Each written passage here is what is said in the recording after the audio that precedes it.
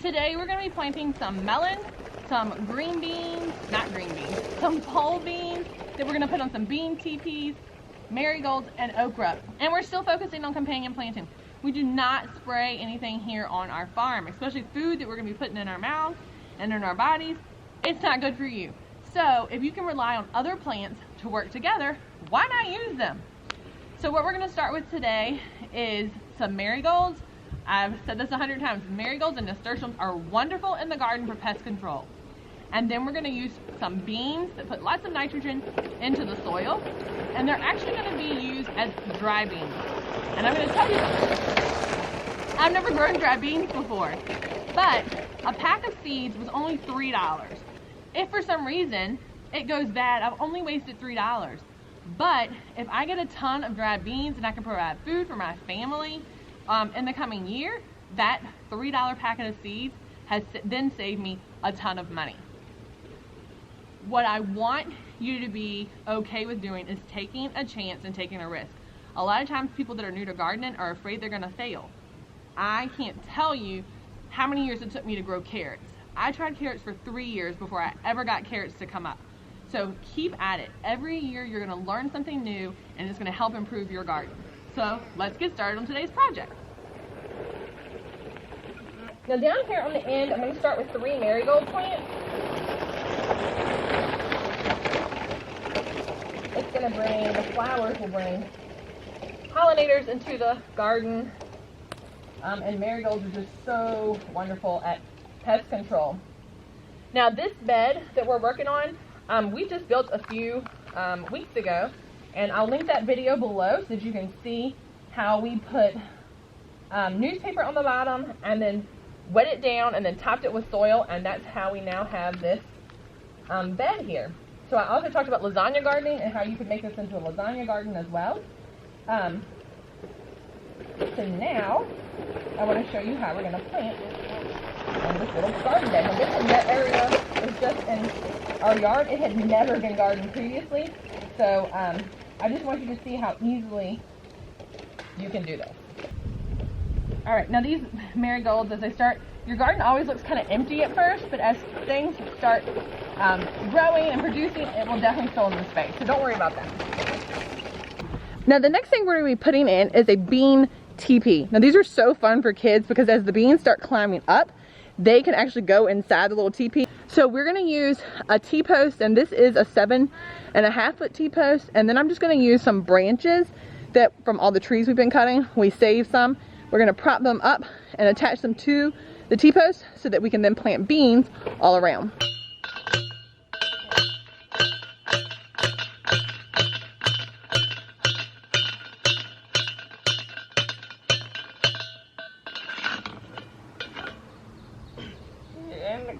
You need another one? I know where. One more. So now you just have to attach them. So I'm going to use some wire and just wire these together and then wire it to the T-post also. And I'm going to do the same thing on the other side with the others so that all 5 will be attached together here at the top. And we'll have a nice strong teepee for our beans. You brought me some more? Yeah. Thanks. These might be the perfect length. Let me get those from you. You like helping? Yeah. Yeah. Thanks. I think these are going to be great. Now we're going to be planting a melon next. And melons and beans do fine together. Now when you're planting melons, you want to make sure that you're going to have somebody nearby that can pollinate. So watermelons will not cross-pollinate with like a honeydew or a cantaloupe, something like that, or a musk melon. So what we're planting here is a Kajari melon, a type of musk melon, and we're also going to plant at the other end a honeydew melon. Those will cross-pollinate and be fine. Watermelons we're going to plant in another area and plant several different varieties of watermelons, and they will all cross-pollinate. But if you put your watermelon and your honeydew or cantaloupe, like just one or two, you're not gonna have one honeydew or one cantaloupe or one muskmelon cross-pollinate your watermelon. So you want to pay attention to that when you're planting melon. So we're gonna put this melon here. It has plenty of space to crawl. We're gonna have the dry beans going here. We have the marigolds there. And the next thing we're going to put here as a companion plant is an okra plant. And okra is great for keeping lots of different pests away. So we've had our okra seeds germinating just between some wet paper towels for a couple of days. And now we're going to go on and just directly seed it straight into the ground.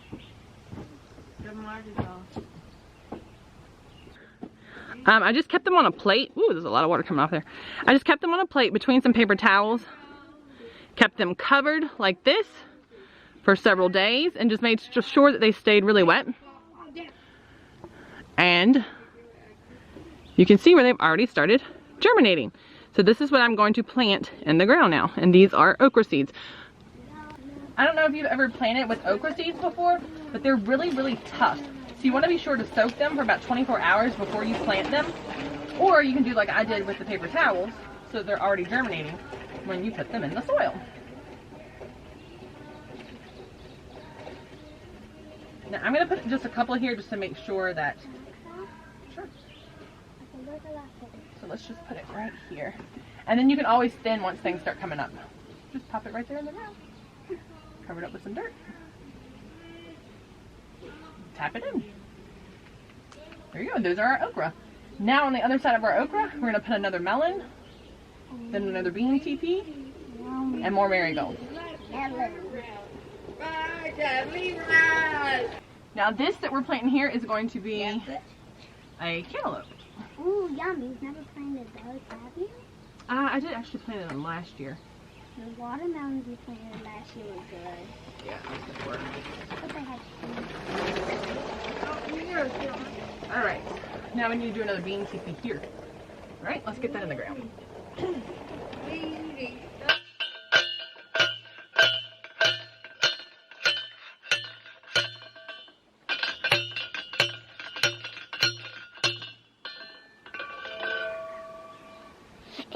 So again, I'm just going to throw 3 marigolds in the end down here.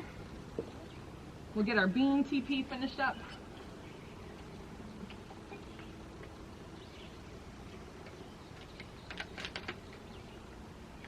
There you go. It's okay. Just place it in the dirt. And then you're going to tuck it in with all the dirt around it. So this one actually has, you can see where I planted them, there's 3. We're going to just take this and we're going to try to easily just separate it so that we can plant now 2. So we'll plant these and we'll plant this one. Alright, put that one right here. And then get your dirt around it. Alright, so these are the dry beans that we're going to be planting, and they are Good Mother Stallard beans. You can see they're kind of a burgundy and cream colored. And these are going to be the ones that we're going to be planting to use as a dry bean. So they will grow here, and we will wait for the vine to actually die off, the leaves to die, like fall off, and let the pods dry on the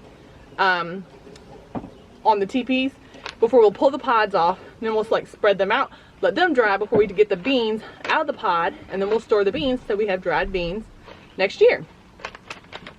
Now these beans are kind of like the okra. You want to either soak them for about 24 hours before you plant them, or you can do the thing like I did with the wet paper towels and let them soak before you put these in the ground. I hope you all enjoyed this video and got a little bit of information about companion planting. Another thing with okra just use okra does well with eggplants also. It'll also do great with peppers. It's great for melons, which is why I put it between the 2 melon plants that we planted. But with companion planting, you are helping to prevent fungal diseases that can take over. You're bringing in beneficial insects and pollinators, but you're also keeping away pests that could be bothering your plants by planting plants around them that like one plant versus the other, or brings a good insect in to help with another plant. So it might sound confusing at first, but just plant. Put something in the dirt, give it a try, and just know that there are some things that don't do well. While a lot of things do great together, there are some things that just won't really benefit your plant. So don't get nervous when it comes to companion planting. It is really simple. You can do it. Even a first-time gardener can easily put some basil with some tomato. We're going to go finish up this last TP because it's getting ready to rain. So give this video a like. Please hit the subscribe button. We're going to be sharing lots more gardening videos. Now is the time to plant. We are planting and planting and planting. And I want you to be able to do it too. So hit the subscribe button, give our video a like, and we'll see you next time right here at Cram Farms. Y'all have a great day.